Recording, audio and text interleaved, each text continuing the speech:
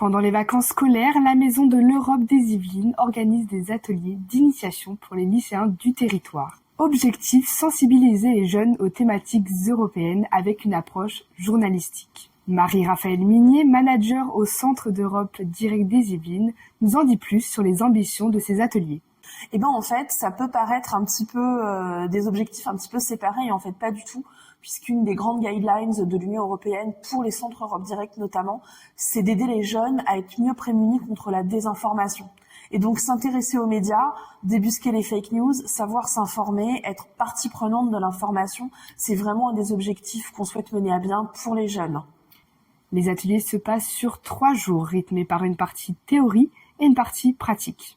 Il y a de la théorie surtout en matinée.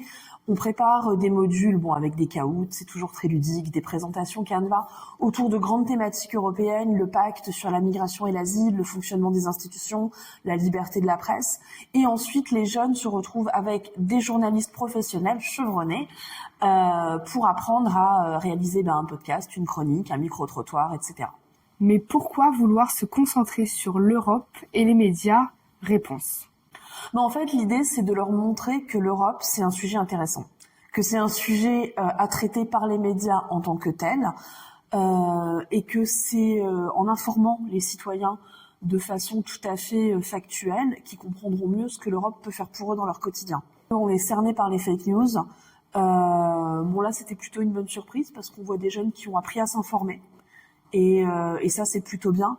Il n'empêche que ce sont des jeunes qui s'informent essentiellement via les réseaux sociaux et c'est quelque chose dont il faut faire très attention.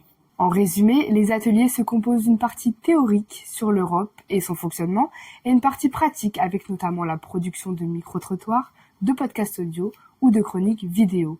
La pratique qui traite également de sujets européens comme l'environnement, la santé, l'inclusion ou encore l'éducation.